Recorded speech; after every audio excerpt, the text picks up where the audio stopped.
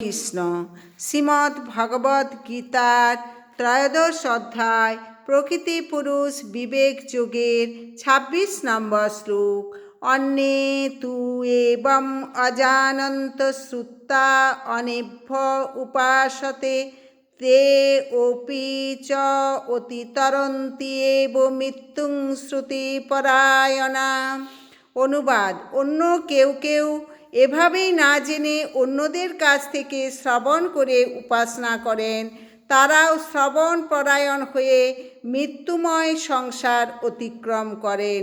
তাৎপর্য: এই শ্লোকটি আধুনিক সমাজের পক্ষে বিশেষভাবে প্রযোজ্য, কারণ বর্তমান সমাজে বাস্তবিক পক্ষে পারমার্থিক বিষয় সম্বন্ধে কোনো রকম শিক্ষাই দেয়া হয় না।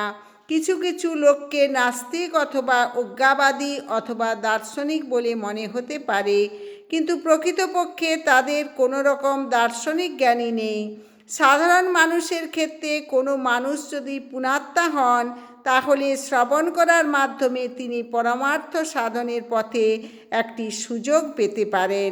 এই শ্রবণের পন্থা অত্যন্ত গুরুত্বপূর্ণ। শ্রীচৈতন্য মহাপ্রভু, যিনি বর্তমান জগতে কৃষ্ণ ভাবনামৃত প্রচার করে গেছেন, তিনি ভগবানের কথা শ্রবণ করার উপর বিশেষভাবে জোর দিয়েছেন। কারণ সাধারণ মানুষ যদি কেবল সাধু গুরু বৈষ্ণবের কাছ থেকে ভগবানের কথা শ্রবণ করেন, তাহলে পারমার্থিক পথে অগ্রসর হতে পারেন।